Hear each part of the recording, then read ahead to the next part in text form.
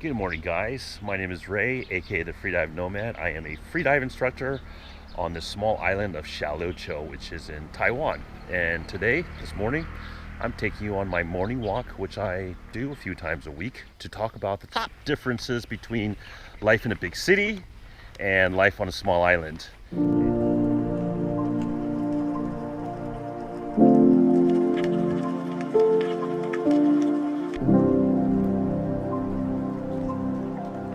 I've lived most of my adult life in big cities or urban jungles like Berkeley, California, Shanghai, China, Hong Kong, and Taipei. And I have recently went to Taipei and Taichung for a week to teach some pool courses there. Also taught at one of the only two deep dive pools in Asia, Dive Cube in Taichung, which you can do the video up there. You can watch up there. And yeah, it's pretty fresh in my mind. The differences between life in a big city and life on a small island. But first, we're gonna pick up somebody to accompany me on this morning walk. There you are. So we got Sandy here from, you tell me. Every big city there is. Hi, my name is Sandrine. I am your typical millennial. I grew up in New York City, but I've been living in Taipei for the last 3 years almost. So I'm pretty much an expert on everything big city. Every single one of them? Pretty much. Which ones have you? Let's see. I've spent some time in London, Seoul, South Korea, Ho Chi Minh City, Tokyo, Paris, Amsterdam, Cairo, Rabat. That's a lot. Pretty much, yeah. And aren't you kind of like originally from a small island? Yes, I'm actually from a very small country on the north of South America. It's called French Guiana. Population is it's less than 300,000 actually. So you know a little bit about small island life. Oh yeah, for sure. Like the area where my parents grew up, it's a very, very tiny island, probably smaller than Xiaoluqiu, where we're at right now. And you know, growing up, we always had lots of farm animals like ducks, cows, chickens. So I went from that to the concrete jungle, New York City. So in this video, it may seem like I'm gonna be coming down pretty hard on big city life, but seriously, it's no judgment from me. I mean, when I was in my 20s and 30s, I freaking loved living in big cities, but you know, I'm damn nearly 50. Go ahead. So you say it. You don't look it. 50 years old, thank you. Yeah. 50 years old, I'm definitely looking for a different sort of lifestyle. So no judgment. I'm in my mid-20s and I still enjoy the city. It has everything I need. Cool. And I'll tell you guys why. Probably too much. I remember one of my early, great small island experience was on the island of Boracay in the Philippines. And if you guys don't know about it, it's rated one of the top beaches in the world because the sand is like baby powder. It is beautiful. And there's not literally, but almost nothing to do there except just to sit on the beach and enjoy the island vibes. And you know, when I go to these big beach areas like Phuket or Bali, there's so much to do there, so much to eat and blah blah blah, and so you get a bit of FOMO.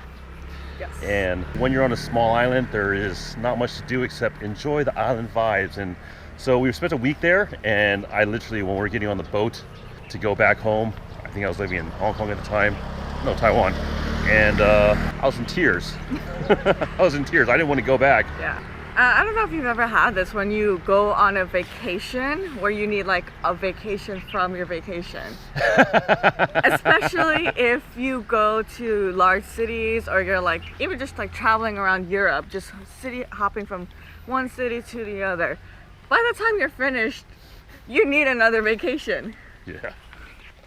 One of the very positive experiences I had at Small Island was about 2 years ago when I moved to Gili Air in Indonesia and get my instructor certification for freediving. And that was a tiny island, and there's no motorized vehicle, there's no cars, no motorcycles, no scooters. The only way of getting around was walking, horses, or bicycles. It's one of the happiest times of my life, those 4 months I spent on Gili Air. And so today we're going to talk about the top differences between life in a big city and life on a small island. And the first few may be pretty obvious, but the last one not so much. So the last time I was in Taipei, the first 6 hours I was there, I spent 2 hours in traffic. Rush hour? Not even. I was going across the city. And then like last time I was in Kaohsiung, I was driving my car in there.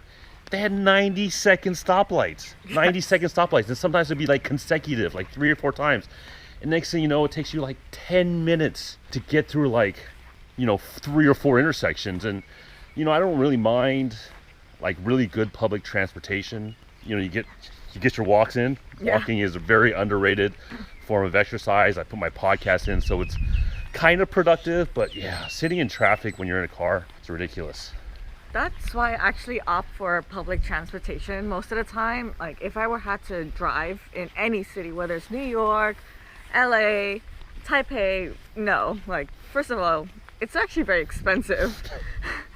Parking fees, maintaining the car, it's just very expensive. Insurance, gas. Insurance, everything. And so, yeah, good public transportation is an absolute must. I do understand the concept of like being stuck in traffic, but to be honest, that's actually one of the most therapeutic part of my life. Being stuck in traffic or taking the public transportation. That's really the only time that people have to just sit down and not pay attention to anything in the world. Yeah, just zone out. Yeah, just zone out, whether you're listening to music, reading a book, or listening to a podcast. That's right. Like my daughter used to spend like hours on the train to go to school in Tokyo. Yeah. And I was talking about like, well, could you get something so you could do, bring your computer or something to do your homework on there? And she's like, no, I don't want to do that. This is my time. Yeah. Yeah. That she has away from school and her mom and whatever. Yeah. But wouldn't you be better, like just sort of zoning out on the beach? I would have to say zoning out on a beach is a completely different experience than zoning out next to a homeless person on a New York City subway. Just gonna say that. So anyways, back to traffic. On Xiaoluqiu, there's literally no traffic lights. And most places in Xiaoluqiu, it takes me like 5 minutes on my scooter. Yeah, and that's it. No, you don't have to waste hours a day getting to and from places. It's just like literally minutes a day spent in transport per day on a small island. Yeah, I always factor in at least an extra 10 to 15 minutes wherever I go. And that's pretty much all I spend Commuting. a day in commuting. Yeah. Whatever. So the people are definitely different on a small island and on a big city, right? And so let's talk about like convenience store clerk, because that's probably where I get the most sample size, most data anyways. And you really feel it when you go into like a 7-Eleven or something in Taipei. They just kind of just hurry you along. They're in a hurry. You ask them a question, it's kind of like, Or, like in Taiwan, they ask you, oh, do you want to print out your receipt? Or are you a member? And they're just kind of like just there to pay the bills, right? Whereas my small island, just relax. There's a big line and clerks still stay quite relaxed, and it's a pleasant interaction. I teach courses. I teach the pool portion of my freediving course in Taipei sometimes, and I notice some of my students when they're in Taipei, they're all kind of puckered up. They're a little tense, a little reserved. And then once they get on the island to take their open water portion of their course, they're like a completely different person. Yeah, so living in the big city, people, they're just in their own world. Whether they're at work or whether they're just like walking down the street, they don't want to be bothered. They're just thinking about themselves, they're thinking about what they have to do. Working in a store, you don't really hear like people having casual conversations with the clerks. I did have quite a few experiences living in New York City where, because of my personality, very extroverted, I'll just start chatting up with the food clerk or the guy in the food truck and just start making jokes, and I would come back quite often. Luckily enough, they would give me free food, so that was extra incentive. But for the most part, yes, everybody's in their own world. They have if you go to any convenience store, they have your 3 standard lines they have to tell you, and they just want you in and out. They don't want you to be there. It's pretty cold interaction in a big city at 7-Eleven. Yeah, they don't sum it up. They honestly, they don't want you to stay there. They don't want you to be there. They just want you in and out. That's it. But I actually know somebody who got picked up on by a 7-Eleven clerk. Oh, really? But I know for myself, on a small island, I'm a much nicer and kinder person. You know, like stuff doesn't bother me really, like it would in the city.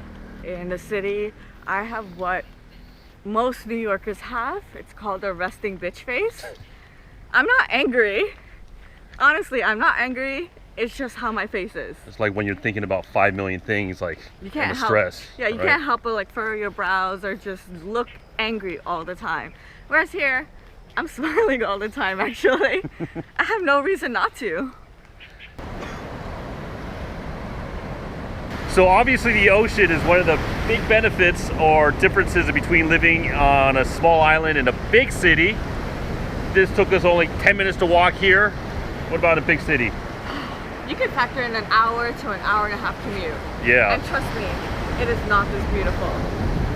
And we all know, like, just being in the ocean or near the ocean or swimming in the water, we all feel better.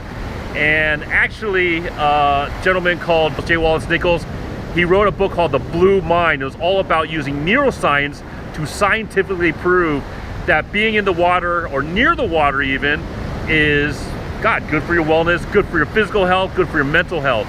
For example, once you get in the water, your brain waves move to a more relaxed state, like theta or alpha brain waves, and your stress hormone, cortisol, decreases as well. So I definitely saw the effect of that from day one. Like, I came here on a Friday morning. The first thing I did was contacted Ray to be like, you know what, let's go in the ocean, let's try and free dive. All we did was just lay on the surface of the water and just take it on in. And immediately I can feel all of my stress being released, all the aches in my body just disappearing.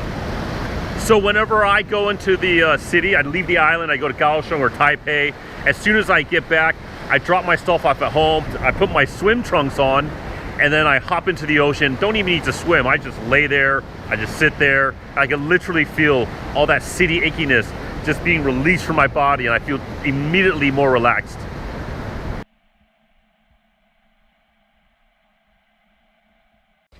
Look at all of this sun. You don't get this in Taipei, do you? So the next, I guess, is sun, the big difference. And when I lived in Taipei or Hong Kong working, because of the nature of my job, I got in quite early. So quite often I would get in before the sunrise. I would get off of work after sunset, so I never got to see the sun. And the sun is so important to your health, mental and physical. I know the sun helps you regulate your circadian rhythm, so you sleep at, I guess, regular times, you sleep through the night. And I've been struggling with my sleep for, God, a good 30 years. Ever since I graduated from high school, I've struggled with my sleep. And after moving to the small island, I've had the best sleep, God, in the last 30 years. And so sun is a big part of that. I go on these morning walks, like right now, and walking is a really great form of exercise, but what really motivates me to get out of the house and do this walk is getting the sun, because I know it makes a huge difference in my sleep. Actually, I didn't think I developed insomnia until I started working after university, where I was working in a law firm, and it was pretty much like a dungeon where I would get in, never see the sun all throughout the day, just sitting under fluorescent light, clacking away in a cubicle, and then sun would set, and next thing you know, I'm just home, ready to sleep, can't sleep, and just waking up and doing it all over again. For the most part, I think the most restful sleep I have is when I don't sleep days in a row. I'm so exhausted that I just knock out. Did your sleep get better when you got here for the weekend? I think it did. I actually had dreams for the first time in a really long time. So that means like I actually slept really, really well. Had some REM sleep. Yeah. And to be honest, I didn't do much. All I did was diving. That's it. No work, nothing. Just diving. So I think like the combination of the ocean and the sun and basically reconnecting to nature and living like we were thousands and thousands of years ago, and not like this concrete blocks and disconnected from nature, is probably what has contributed to my best sleep in 30 years, and probably your better sleep in this weekend. At least this week, yeah. Yeah. I mean, this also goes back to like some of our earlier conversations with like the large buildings. You can't actually enjoy a proper sunrise or a sunset because of all the obstructed views. Yeah, just a beautiful sunset just still takes my breath away, and it's just, I'm in awe of Earth, you know? Yeah, you can never get tired of it. And sometimes when I wake up super early, actually I wake up super early every day. Sometimes when I motivate to get out, I'll sit on the beach and do some breathing exercises or some meditation and look at the sunrise, and it's absolutely amazing. I guess one really important difference between living in a big city and a small island is you have a hell of a lot less choice on a small island. Yes. And we, I guess, inherently think that a lot of choice is good, but actually choice is stressful. That's why like Steve Jobs and Mark Zuckerberg were the same damn thing every day, because choice is not an unlimited resource. And if you have to waste that resource of deciding what you want to eat or what you're going to wear, it can deplete and stress you out. To be honest, there's nothing more stressful than getting off a long day of work only to think about what to eat, you know?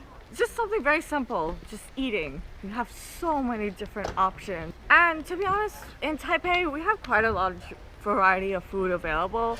I would have to say it's much, much less than New York City, which is happened to be the only thing I miss about New York City. You know, the option to just pick any country I want in the world and I'll be able to find a restaurant for it. Yeah. So that's actually pretty sweet. But for the most part, yeah, on a day-to-day basis, getting home, having to think about what I want to eat, figuring out, you know, how do I get there? Do I want to eat in? Do I want to eat out? Do I want to Uber Eats or Food Panda?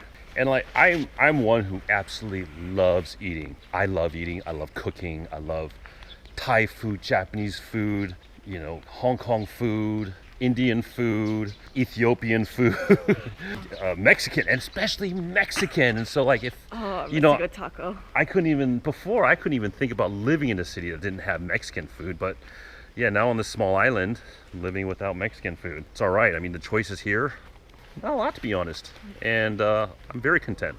I've been the most content probably in my life is living on a small island because of the lack of choice. And even when you do public transport in Taipei, you're just walking by, you have so many stores, and even though you don't think you're making it, you're making all these unconscious choices not to buy things, right? Yeah. And that depletes your choice making ability, choice making resource, whatever it is called. And yeah, it's stressful. It is. And I think part of marketing, you don't want to give your audience too many choices of a product. Like, you don't want to have, let's say, a shoe to have 15 different colors. It may be better to have like 2 colors, because having that many choices is paralyzing, right? And you know, even after you make the choice, you're still not satisfied because you worry that you didn't make the perfect choice. Now, if you just had the choice between black and white, you're like, oh, I got black. Oh, well. And that's it. You just have to live with it. Yeah. It's like, what, was I going to get white? No. Yeah. But if it was like purple, yellow, you know, green, pink, all these colors, then, yeah, you're probably going to inevitably live with some kind of regret after making a choice. Too many choices suck. Yeah, so I've been back in Taipei for about a day now. Such a struggle getting up for work this morning. You know, I don't know how I did it, to be honest. Yesterday morning, I woke up at 6 a.m. to do a morning walk with Ray. And meanwhile, today, it's such a problem just waking up at 8 a.m.